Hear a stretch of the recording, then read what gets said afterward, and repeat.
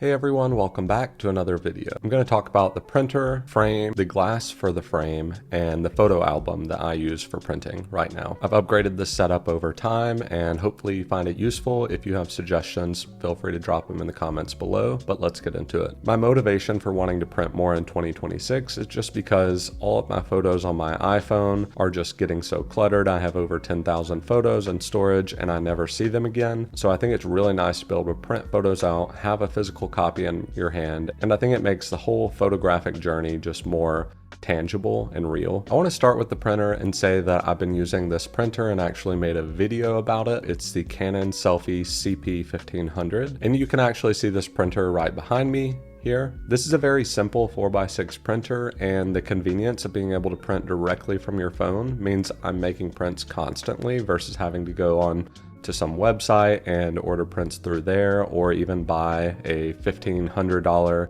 Canon printer for photography. It basically means that I end up printing at a regular cadence and having physical photos in my hands quicker. Yes, the quality is not amazing, but for me, I really wanted to start having physical prints. I'm not going to do a full review of that printer here, but you can watch my older video and just know that I'm still using it and still stand behind that previous video, and I use that printer all the time. The only caveat I would have with this printer is that sometimes there are little white edges, so it doesn't perfectly print on that 4x6 every time. I haven't experienced it cutting off the image, but there's additional space, but that doesn't actually translate into a problem when I put it into a frame, as you'll see. So the frame that I use is actually a frame that was suggested by Van Nystat. I'll link that in the description below, and I use and gift this frame regularly, and I purchased it from Jerry's Artorama, and again I'll link everything in the description of this video so you can check it out for yourself. But it's just a very solidly built frame that's simple, minimalistic.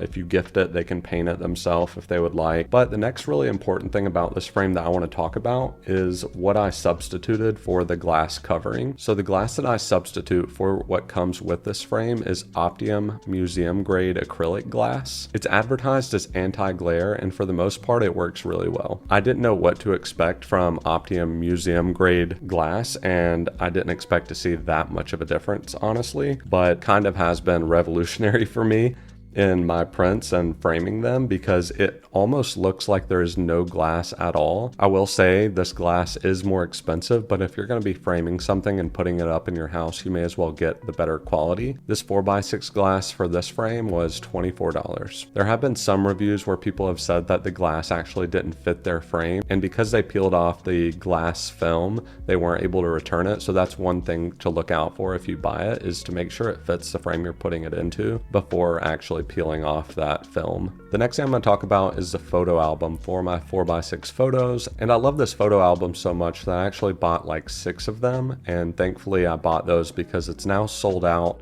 Hopefully they're going to restock it, but I will add a similar photo album in the description of this video. And so the photo album that I'm talking about is the 2PO photo album that holds 300 4x6 photos. It comes in this little plastic case, but with a place where you can put a label here, but it slides right out, and there's really nothing to it except for it has lots of slots for 4x6 photos, 2 on each page, front and back. And so this is a great place to store your photos, and the little case is nice as well.